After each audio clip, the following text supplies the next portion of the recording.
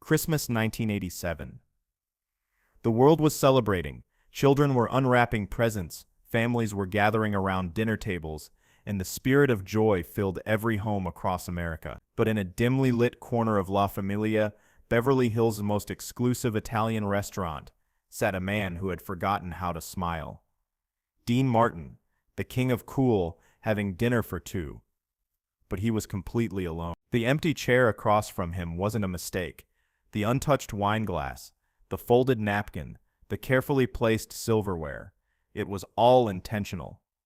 Every Christmas Eve for the past 8 months, Dean had come here and ordered the same meal twice: pasta fagioli, veal parmigiana, a bottle of Chianti Classico. 2 of everything. The staff knew better than to ask questions. They had learned to simply nod, prepare the table, and leave the broken man to his ritual. But what was this ritual really about? Who was that empty chair for? The answer would break your heart, but it would also restore your faith in the power of a father's love. Because this wasn't just about grief. This wasn't just about loss. This was about a man who refused to let death steal Christmas from his son. Picture this scene. Outside, Beverly Hills sparkled with holiday lights. Luxury cars purred past the restaurant windows, their passengers rushing to parties and celebrations. Inside, Dean Martin sat frozen in time, wearing his finest tuxedo, his silver hair perfectly combed, his posture still dignified despite the weight of unbearable sadness pressing down on his shoulders. He wasn't the same man who had commanded stages in Las Vegas, who had made millions laugh, who had epitomized effortless cool for 4 decades. That man had died 9 months ago on a snowy mountainside with his son. This was just what remained. A shell going through the motions of living because he didn't know how to stop. The waiter approached cautiously. Giuseppe had worked at La Familia for 20 years, had served every Hollywood legend you could name. But he had never seen anything like this. Dean looked up with those famous brown eyes, once sparkling with mischief, now dulled by an ache that seemed to have settled permanently behind his pupils. "The usual table, Mr. Martin?" Giuseppe asked softly, though he already knew the answer. Dean nodded. "Table for 2, Joe. You know how I like it." As Giuseppe led him to the corner booth, Dean's fingers trembled slightly as he adjusted his cufflinks. It was a small tell, invisible to most people, but it revealed the mountain of emotion he was struggling to contain. Because this wasn't just dinner. This was the most important meal of his year. They walked past other diners, producers celebrating deals, actors toasting successes, families enjoying holiday traditions. No one recognized the hollow-eyed man in the impeccable suit. Or if they did, they pretended not to see him. Dean Martin had become a ghost haunting his own life. He slid into the booth, his back to the wall, facing the empty chair that would soon hold all his hopes, all his memories, all his unfinished conversations with the boy he called Captain. Giuseppe placed the menu on the table, though they both knew Dean wouldn't look at it. He ordered the same thing every time, the same thing he and Dino used to share when they came here together in happier times. But here's what nobody understood about that empty chair. It wasn't about death. It was about defiance. Dean Martin had spent his entire life being told what to do, where to perform, how to behave. The mob had tried to own him. Hollywood had tried to control him. Critics had tried to diminish him. But they couldn't dictate how he grieved. They couldn't tell him when to stop loving his son. And they sure as hell couldn't tell him that Christmas was over, just because Dino wasn't here to celebrate it. So he continued the tradition. He kept the conversation going. He ordered 2 meals because in his heart, in his soul, in the part of himself that refused to accept the finality of that mountain crash, Dino was still coming to dinner. The wine arrived first. Giuseppe poured 2 glasses with practiced solemnity. Dean lifted his glass, looking directly at the empty chair, and spoke the first words he had said all day. "Merry Christmas, Captain." He took a sip, then set the glass down. His hand lingered near the base, and for a moment the mask slipped entirely. His jaw clenched, his eyes closed, and you could see the little boy from Steubenville, Ohio, the one who had never gotten over losing people he loved. But then he straightened his shoulders, smoothed his tie, and became Dean Martin again. The show must go on, even if the audience was a memory. The pasta arrived, and Dean began what looked like a normal dinner. He would take a bite, chew slowly, then pause and look across the table as if someone had spoken. Sometimes he would nod.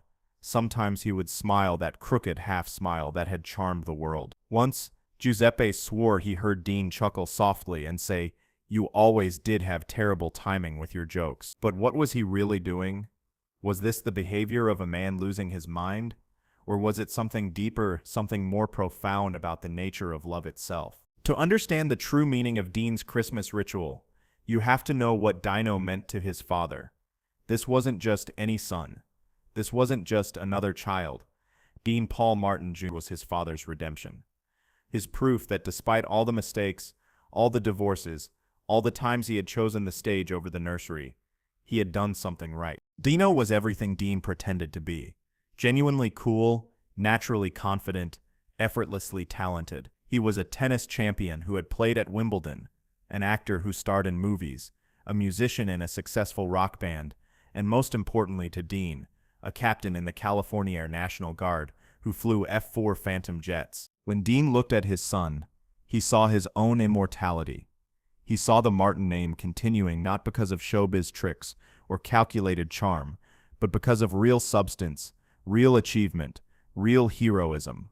Dino was serving his country while Dean was singing songs, and Dean had never been more proud of anything in his life. They had been more than father and son. They had been best friends, golf partners, confidants.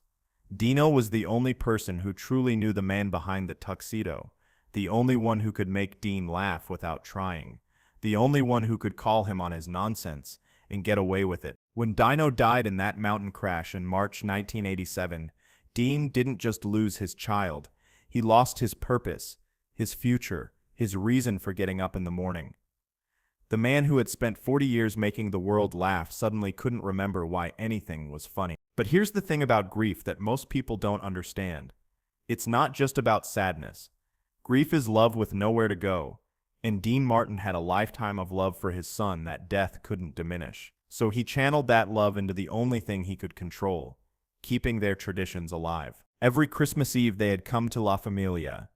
Every Christmas Eve Dino had ordered the pasta fagioli and complained that it was never as good as his grandmother's. Every Christmas Eve Dean had listened to his son's stories about flying, about the other pilots, about his dreams of becoming a commercial airline captain after his military service ended. Now on this Christmas Eve of 1987, Dean was keeping their appointment. He was maintaining their connection. He was refusing to let death have the final word. As the evening wore on, other diners began to notice the strange tableau in the corner booth. A man dining alone but setting two places. A man who seemed to be having a conversation with an invisible companion. Some whispered among themselves, pointing discreetly. Others looked away, uncomfortable with witnessing such raw emotion in public. But Giuseppe understood. He had emigrated from Sicily, where families honored their dead not with distant memories but with active inclusion in daily life. He had watched his own grandmother set a place for his grandfather every Sunday for 10 years after the old man died. This wasn't madness. This was Mediterranean love, the kind that transcends death and makes eternity feel possible. Around 9 o'clock, as Dean was finishing his second glass of wine, something shifted. He stopped mid-conversation, his fork halfway to his mouth, and stared at the empty chair with an intensity that made the air in the restaurant feel charged. Giuseppe, refilling water glasses at a nearby table, stopped what he was doing and watched. Dean's eyes filled with tears.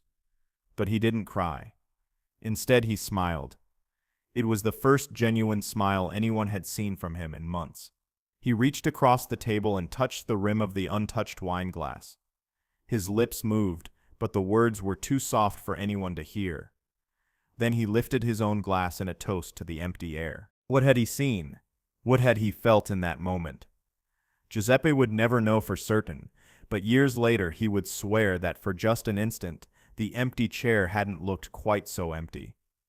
There had been a presence there, a warmth, a sense that Dean wasn't really dining alone after all.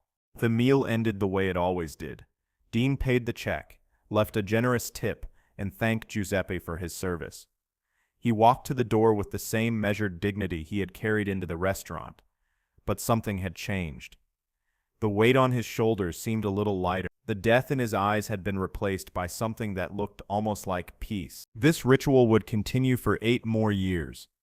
Every major holiday, every anniversary, every birthday, Dean would return to La Famiglia and order dinner for 2. The staff came to understand that they weren't just serving a meal, they were facilitating a form of prayer, a kind of communion that kept love alive in the face of impossible loss. But here's what makes this story truly extraordinary.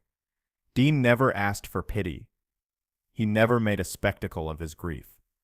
He conducted his ritual with the same understated class that had defined his entire career.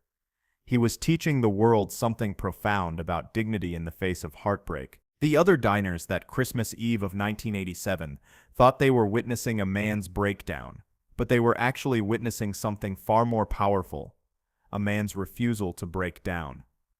Dean Martin was showing them what unconditional love looks like, when everything else has been stripped away. In a world that tells us to move on, to get over it, to find closure, Dean Martin was demonstrating a different way of grieving. He was showing us that some loves are too strong to be ended by death, that some relationships are too important to be relegated to memory, that some people deserve to be honored not just with tears, but with continued devotion. The empty chair at La Famiglia became Dean's chapel, his confessional, his sanctuary.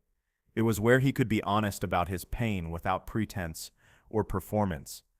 It was where he could love his son without apology or explanation. It was where he could be, for a few hours each week, not Dean Martin the entertainer, but simply a father missing his boy. And in those moments of pure unguarded humanity, the King of Cool revealed something cooler than any stage persona he had ever crafted. The cool of absolute authenticity, the cool of loving without limit, the cool of keeping faith when faith seems impossible. Years later, after Dean's own death in 1995, Giuseppe would tell reporters about those dinners. He would describe how Dean never seemed crazy or confused during those meals, just deeply, permanently sad.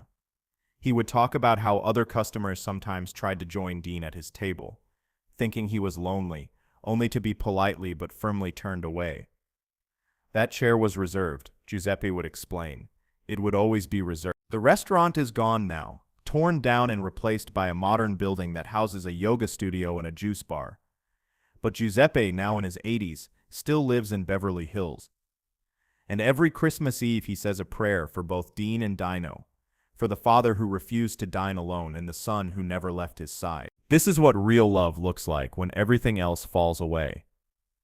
This is what devotion means, when devotion costs everything.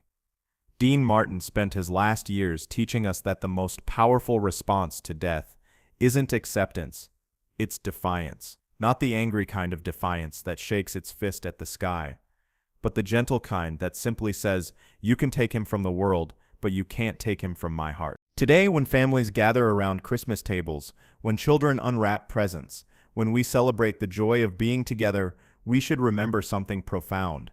Love doesn't end when life does. Dean Martin proved that. He showed us that devotion isn't measured by how loudly we grieve, but by how quietly we continue to care.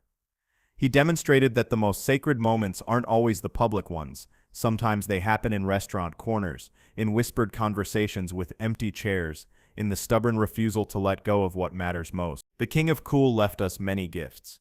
Timeless songs, classic movies, unforgettable performances.